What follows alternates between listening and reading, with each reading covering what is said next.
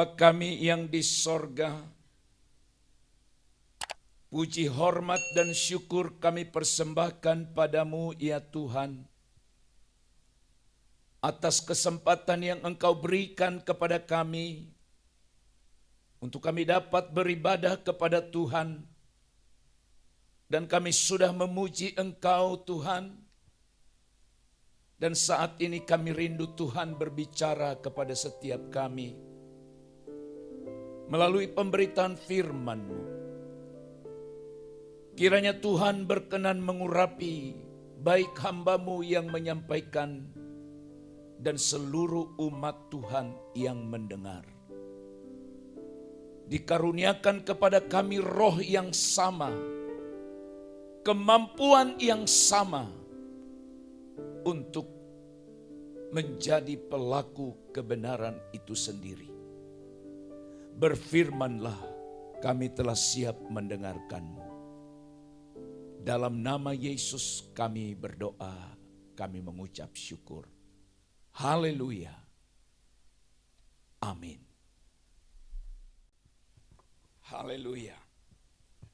Kebenaran firman Tuhan pada saat ini, saudaraku sekalian yang dikasihi Tuhan, berjudul strategi menghadapi cobaan iblis. Strategi menghadapi tawaran daripada iblis. Saudaraku yang terkasih di dalam Tuhan, disadari atau tidak, setiap hari kita diperhadapkan dengan pencobaan, yaitu berbagai tawaran menarik dari iblis, supaya kita berbuat dosa yang ujungnya membawa kita kepada kesesatan atau penyesatan.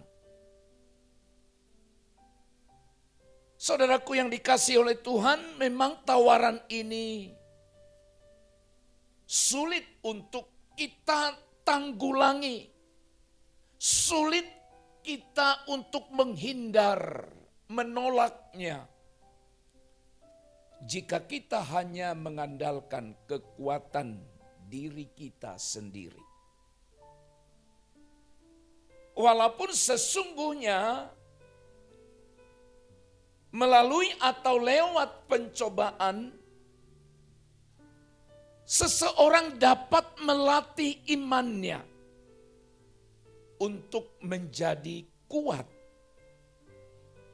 sehingga dia dapat bertumbuh bila dia berhasil menang, berhasil mengalahkan cobaan, godaan atau tawaran tersebut. Bapak Ibu Saudaraku yang dikasihi oleh Tuhan, dalam 1 Petrus pasal yang kelima ayat 8, di sana dengan jelas firman Tuhan berkata, sadarlah dan berjaga-jagalah. Lawanmu si iblis berjalan keliling sama seperti singa yang mengaum dan mencari orang yang dapat ditelannya. Sadarlah dan berjaga-jagalah. Karena kita punya lawan, bukan teman, bukan sahabat. Tetapi lawan kita, musuh kita, yaitu si iblis. Dan dia berjalan keliling seperti singa yang kelaparan, yang membutuhkan makanan atau mangsa. Siapakah yang mau dicari oleh iblis itu? Tentu saja orang yang lemah, yang dapat dia telan, yang selalu mengintai, mencari tahu di mana titik kelemahan kita. Maka melalui ayat ini saudara kita menemukan contoh di dalam Alkitab. Dalam Injil Matius pasal yang keempat ayat 1 sampai 11. Firman Tuhan berkata demikian. Maka Yesus dibawa oleh Roh ke padang gurun untuk dicobai iblis. Dan setelah berpuasa 40 hari dan 40 malam, akhirnya laparlah Yesus. Lalu datanglah si pencoba itu dan berkata kepadanya, "Jika engkau anak Allah, perintahkanlah supaya batu-batu ini menjadi roti." Tetapi Yesus menjawab, "Ada tertulis, manusia hidup bukan dari roti saja, tetapi dari setiap firman yang keluar dari mulut Allah." Kemudian iblis membawanya ke kota suci dan menempatkan dia di bubungan bait Allah. Lalu berkata kepadanya, "Jika engkau anak Allah, jatuhkanlah dirimu ke bawah, sebab ada tertulis, mengenai engkau ia akan memerintahkan malaikat-malaikatnya, dan mereka akan menatang engkau di atas tangannya, supaya kakimu jangan terantuk kepada batu." Yesus berkata kepadanya, "Ada pula tertulis, janganlah engkau mencobai Tuhan Allahmu." Dan iblis membawanya pula ke atas gunung yang sangat tinggi dan memperlihatkan kepadanya semua kerajaan dunia dengan kemegahannya. Dan berkata kepadanya, "Semua itu akan kuberikan kepadamu jika engkau sujud menyembah aku." Maka berkatalah Yesus kepadanya, "Enyahlah iblis, sebab ada tertulis, engkau harus menyembah Tuhan Allahmu, dan hanya kepada Dia sajalah engkau berbakti." Lalu iblis meninggalkan dia. Dan lihatlah malaikat-malaikat datang melayani Yesus. Amin. Pencobaan Yesus oleh iblis adalah suatu usaha untuk membelokkan Yesus dari jalan ketaatan yang sempurna kepada kehendak Allah. Itu tujuannya. Membelokkan Yesus dari ketaatan. Karena Yesus sebagai anak Allah, Dia taat sepenuhnya kepada Allah, kepada Bapa. Dan misi iblis adalah bagaimana supaya dia tidak taat kepada Bapa tetapi taat kepada iblis. Hal yang sama terjadi di Taman Eden. Adam dan Hawa dicoba supaya tidak taat kepada Allah tetapi taat kepadanya. Di sana kita menemukan Adam dan Hawa lebih memilih untuk taat kepada iblis, si setan ular tua itu, daripada memilih taat kepada Bapa. Dan kita melihat saudara-saudara dalam pembacaan hari ini iblis memakai kesempatan. Makanya tadi saya katakan bahwa iblis itu tahu kelemahan kita. Di saat Yesus sedang lapar oleh karena sudah 40 hari tidak makan, tidak minum atau berpuasa. Tentu saja dia pasti lapar. Iblis tahu ya, Yesus sedang lapar. Tahu dia. Itu sebabnya saudara dia menawarkan hal-hal yang sangat penting yang mendesak pada diri Yesus di kala itu. Dengan kata lain, dia tahu kelemahan kita. Dan kalau saudara ikuti tadi pembacaan ini, ternyata iblis itu tidak mudah untuk menyerah. Cobaan tawaran yang pertama, di mana dia tidak berhasil, dia tidak langsung mundur. Dia coba yang kedua.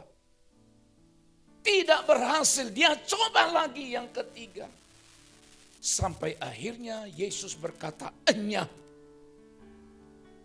Saudaraku yang terkasih, iblis melancarkan serangannya dengan 3 cara. Dengan 3 pola yang sepertinya dibalut, dibungkus dengan tampilan yang sangat memukau, menyenangkan. Yang ternyata saudara-saudara hal yang sama pun sampai detik ini dialami oleh semua orang. Dialami oleh semua manusia. Apa tawaran yang diberikan kepada Yesus, itulah juga tawaran yang sampai hari ini tidak selesai, artinya tetap kita pergumulkan. Mari kita lihat yang pertama. Tawaran yang dilancarkan kepada Yesus adalah apa yang disebut dengan keinginan daging. Keinginan daging yang meliputi kebutuhan jasmania. Di ayat yang ketiga, lalu datanglah si pencoba itu dan berkata kepada Yesus, "Jika engkau anak Allah, perintahkanlah supaya batu ini menjadi roti." Batu menjadi roti. Dan saudara nanti perhatikan bahwa tingkatan ini naik terus. Mulai dari tawaran yang kelihatannya biasa sampai naik sampai level yang tertinggi. Keinginan daging, kebutuhan jasmania. Saudaraku yang dikasih oleh Tuhan, semua kita punya keinginan daging. Kebutuhan jasmania. Dan tidak salah kalau kita tidak salah kalau kita berusaha untuk memenuhi keinginan daging kita dalam arti yang positif. Kebutuhan jasmani. Tapi biasanya keinginan daging itu yang dimaksudkan dalam Alkitab itu selalu bernada negatif. Makanya di dalam Alkitab dijelaskan ada 2 keinginan yang selalu bertolak belakang dalam hidup kita. Yang pertama adalah keinginan daging dan yang kedua keinginan roh. Hal yang sama dialami oleh Yesus ketika dia berdoa bergumul di Taman Getsemani. Yesus bilang, roh memang penurut, tetapi daging lemah. Keinginan daging itu adalah di mana kita untuk berusaha memuaskan keinginannya dan mengabaikan keinginan rohani. Sekali lagi perhatikan baik-baik. Keinginan daging itu berusaha atau bertujuan supaya kita fokus padanya dan mengabaikan keinginan rohani atau keinginan roh kita. Tidak sedikit orang pada akhirnya oleh karena keinginan daging pemenuhan kebutuhan jasmania, akhirnya mengabaikan ketaatan, ketundukannya pada Tuhan. Ini cobaan godaan yang pertama dialami oleh Yesus, dan saya percaya hal yang sama pun sering diperhadapkan pada kita. Yang kedua, selain keinginan daging, maka hal yang kedua yang coba dilontarkan, ditawarkan oleh iblis kepada Yesus, mulai dari hal yang mendasar naik. Yang kedua adalah keangkuhan hidup. Keangkuhan hidup. Allah menentang keangkuhan. Allah menentang kecongkakan. Tetapi saudara-saudara, Yesus ditawarkan, dicoba, dibujuk oleh iblis supaya dia menunjukkan keangkuhannya dengan cara mendemonstrasikan, mempertontonkan, mempertunjukkan kekuatan kuasanya. Ayat 5 ayat dan 6. Kemudian iblis membawanya ke kota suci dan menempatkan dia di bubungan bait Allah. Lalu berkata kepadanya, perhatikan, jika engkau anak Allah, jatuhkanlah dirimu ke bawah. Oke. Sebab ada tertulis mengenai engkau, ia akan memerintahkan malaikat-malaikatnya dan mereka akan menatang engkau di tangannya supaya kakimu jangan terantuk kepada batu. Saudaraku, iblis itu sebenarnya mencoba tawarkan ini hanya supaya Tuhan Yesus dalam perikop ini tunduk dan taat pada perintahnya. Hal yang mudahnya bagi Tuhan mengubah batu jadi roti. Mudah sekali. Hal yang mudahnya bagi Tuhan menjatuhkan dirinya dari tempat yang tertinggi sampai ke bawah dan tidak terjadi apa-apa. Hal yang mudah. Tetapi sekarang yang memerintahkan dia siapa? Iblis sendiri. Dan kalau Yesus ikuti semua ini, maka di sana iblis akan merasa bahwa Tuhan sendiri taat dan tunduk pada dia.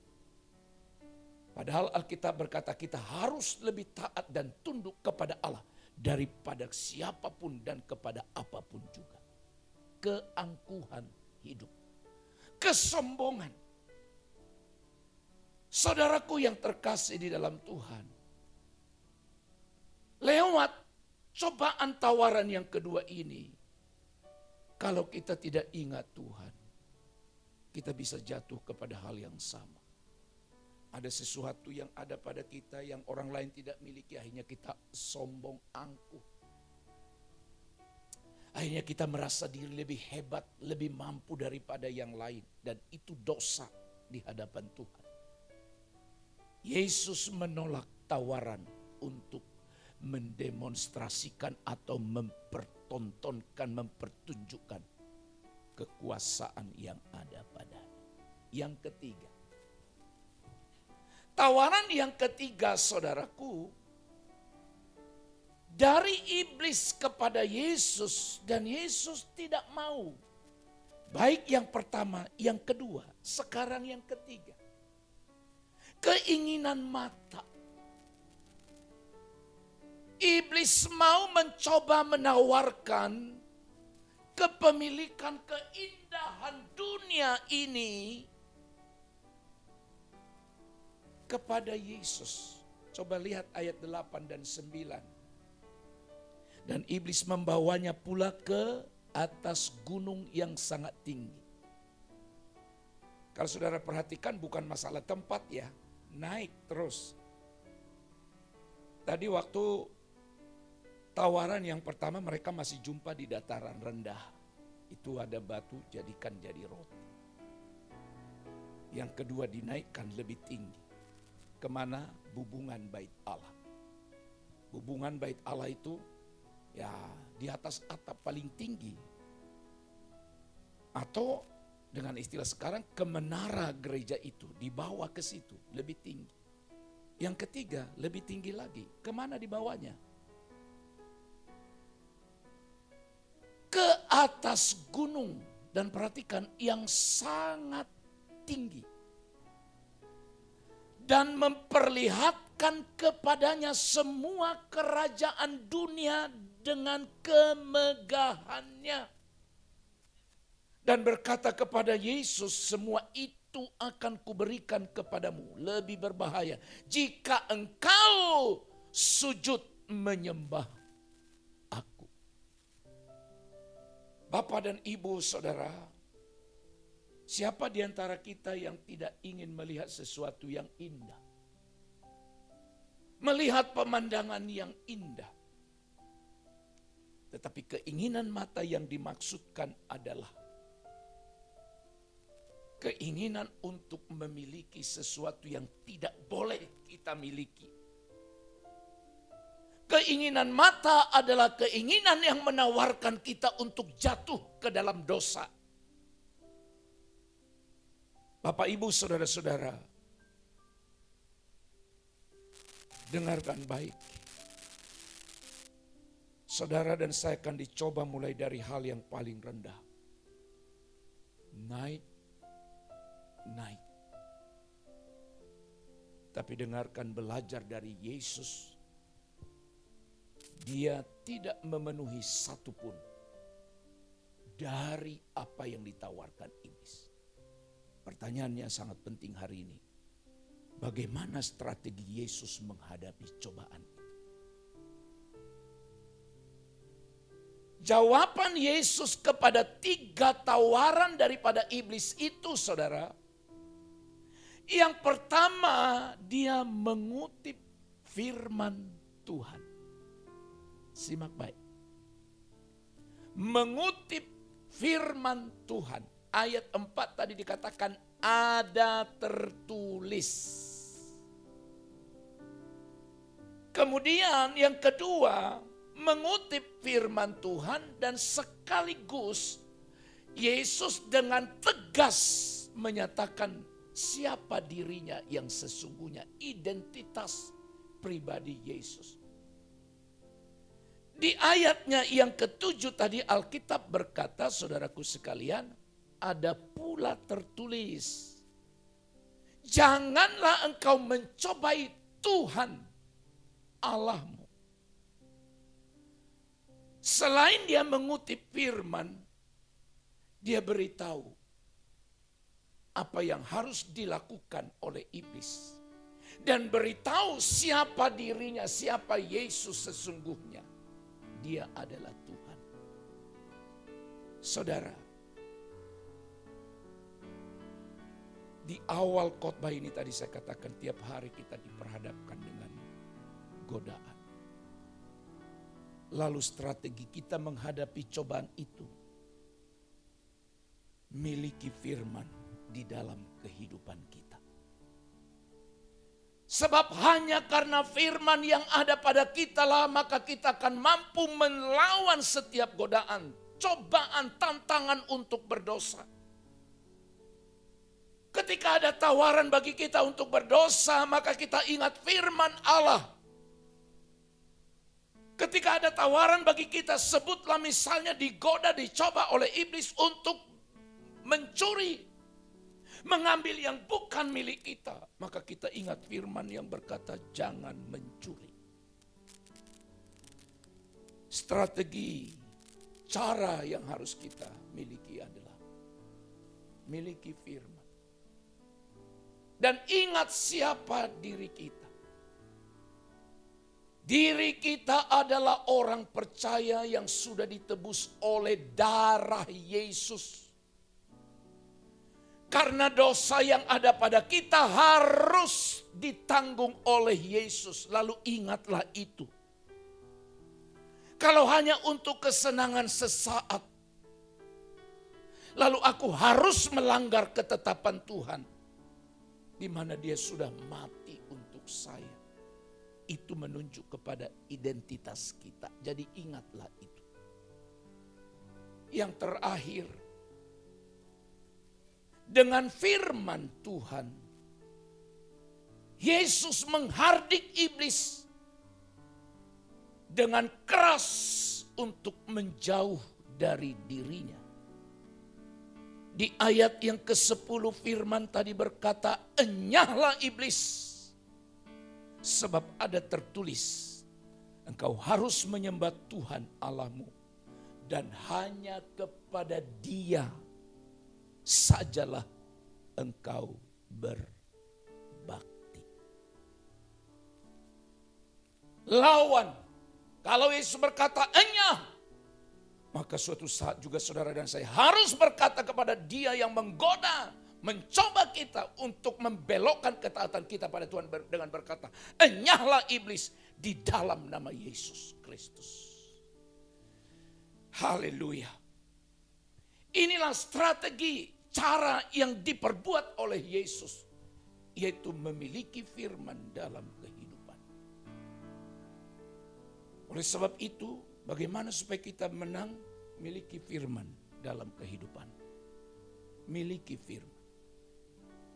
Berulang kali saya menyebut dari mimbar ini, baca firman setiap hari. Jangan pakai alasan aku terlalu sibuk. Itu namanya egois. Jangan pernah kita berkata aku tidak sempat. Itulah membuat saya terbeban untuk membekali seluruh jemaat setiap hari mengirim renungan singkat dengan aplikasi kehidupan lewat firman. Kenapa saudara? Karena saya tahu memang bisa saja orang sibuk, tidak sempat di pagi hari, oleh karena buru-buru harus pergi ke tempat kerja dan lain sebagainya. Tapi bersyukur untuk teknologi yang saudara dan saya miliki. Ada handphone, ada tablet yang bisa ada di genggaman tangan kita. Setiap hari di genggaman tangan kita. Kemana kita pergi, di mana kita berada. Tapi di saat kita memiliki itu, baca firman itu. Sebab kalau tidak, kita akan kalah. Sadar atau tidak, memang inilah yaitu penderitaan, kebutuhan hidup, dan beban lahirialah yang menjadi alasan yang paling kuat digunakan oleh iblis untuk membuat saudara dan saya meragukan kedudukan keberadaan kita sebagai anak-anak Allah. Iblis itu mengintimidasi kita dan berkata, lihat kehidupanmu sekarang. Engkau sudah sungguh-sungguh, tapi engkau tetap berkekurangan dalam kehidupan. Banyak masalah dan tidak pernah selesai. Bisikan itu tawaran dari iblis untuk membuat kita bimbang dan ragu. Dia akan putar balikan kebenaran. Adam dan Hawa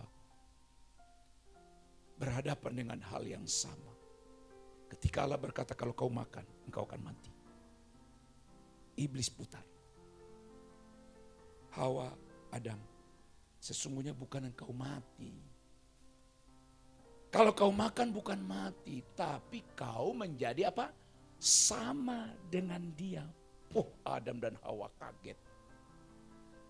Ternyata kita ini salah. Bukan mati rupanya. Tuhan melarang kita supaya kita tidak menjadi sama dengan dia. Adam dan Hawa, dengar. Lebih memilih untuk taat pada iblis daripada kepada Allah. Saudara, masalah yang kita hadapi, dengar, persoalan yang kita hadapi, pergumulan hidup yang kita hadapi tidak boleh mengurangi keintiman, tidak boleh mengurangi semangat gairah kita untuk beribadah pada Tuhan. Memang itulah kelemahan kita. Kelemahan manusia yang di dalamnya ada keinginan daging, keangkuhan hidup, keinginan mata. Dengar, memang ini tidak akan pernah lekang dimakan oleh waktu. Tak akan pernah habis ditelan oleh masa. Artinya saudara-saudara, selama kita masih hidup, berada di dunia ini, kita akan selalu diperhadapkan dengan hal itu. Oleh sebab itu saudaraku, setiap kali kita dicoba untuk berdosa, siapapun kita yang dengarkan firman ini, kita harus menggunakan cara yang dilakukan oleh Yesus dengan berkata, ada tertulis. Ada tertulis, itu bicara firman. Karena firman itu kata Alkitab, dia adalah pedang roh. Firman Allah adalah pedang roh, satu-satunya senjata ampuh untuk menyerang dari seluruh perlengkapan senjata orang percaya. Efesus pasal 6 ayat 17 berkata, dan terimalah ketopong keselamatan dan pedang roh, yaitu apa? Firman Allah. Oleh sebab itu saudaraku yang terkasih dalam Tuhan, mari kita kalahkan, mari kita hadapi cobaan, tawaran daripada iblis dengan tetap berpegang pada firman Tuhan.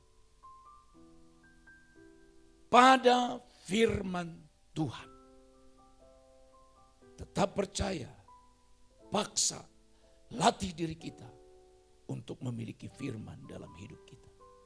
Sebab dikala kita ingat firman, itulah yang memampukan kita mampu menjalani kehidupan ini. Bukan hanya tantangan untuk berbuat dosa. Di saat kita lemah, di saat kita khawatir, di saat kita hampir putus asa, kita ingat janji Tuhan, kita ingat kebenaran, membuat kita menang. Di saat iblis mencoba kita, menggoda kita, kita ingat kebenaran firman Tuhan. Dan itulah yang membuat kita menang. Kalau Yesus menggunakan firman dalam menghadapi strategi iblis, maka saya dan saudara, kita semua pun harus memakai senjata, yaitu pedang roh, yaitu firman Allah sendiri. Amin. Kita berdoa.